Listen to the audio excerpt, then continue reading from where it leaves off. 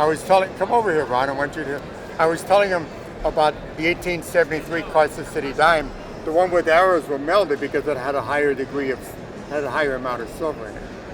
That's true. And this one, they reduced the silver, and the arrows designate a reduction of silver. So we're going. It is, but much rarer is the one without arrows. That coin that's worth it just traded for $1.5 million just recently. Yeah. This coin is under $10,000.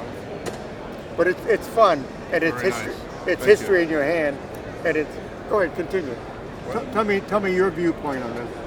What do you think about this? Actually, I think it's a very nice coin. Actually, I had one I just bought last week. I have in the PCGS right now. I think yours is a little nicer though. Mm-hmm. It's a very rare coin. I mean, they don't come up very often. There can't be that many in circulated condition and holders. But you know the story of the one without arrows. It contained more silver than the face value, and that's why it was melted. Real quick, let's change. Gentlemen, what are the most pressing issues affecting numismatics today?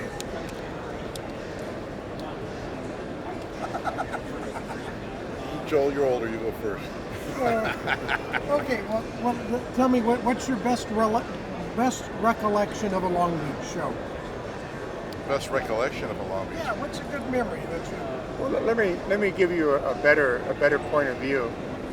We look around this room here, and there's many different levels of dealers in the room, and people often ask me, why are some dealers struggling and not making any money, and other dealers are doing very well, and they're very successful, and they're very wealthy?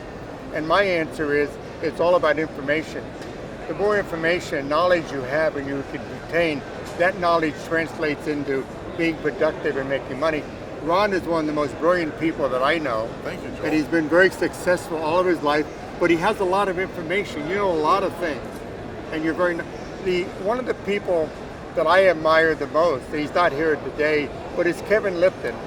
Kevin Lipton is my hero, and he's probably makes more money than most dealers because he's a brilliant man. He has a lot of information, he retains it, and he uses that information.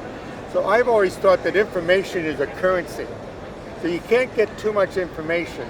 So every day I try to get hundreds of bits of pieces of information and retain it and use it. You're right, but it's not about the money entirely, how much money Kevin makes or I make or you make. It's like a treasure hunt being in the coin business. Every day it's a new treasure. Somebody comes up to your Boris table or somebody comes to your shop with a coin like this. The person that I bought the coin from was somebody came in the store with it.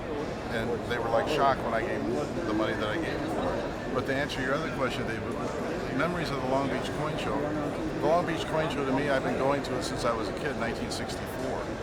But there's a lot of fond memories from, 30, 40 years ago. Most recently, the 1933 $20 gold piece that sold for $7.6 million at Sotheby's and Stack's was displayed here. It's the only place it was displayed was at the Long Beach Coin Show.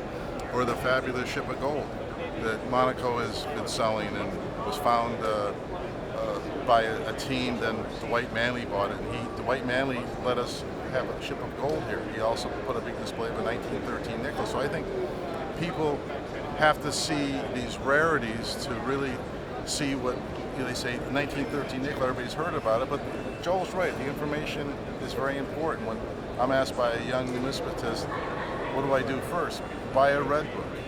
And read it. And read it. Get a Coin World newspaper.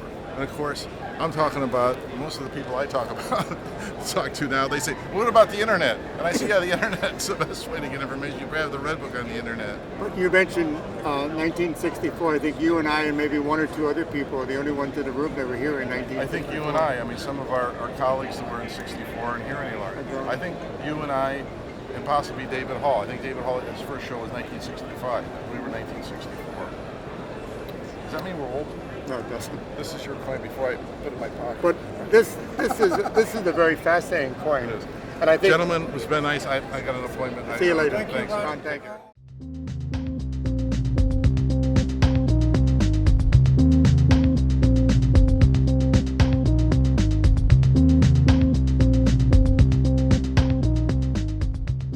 If you like this video, we're sure you'll love these 3 videos above, and please subscribe to our YouTube channel. Coin Week is the #1 source online for all things numismatic. Visit www.coinweek.com to take your hobby to the next level.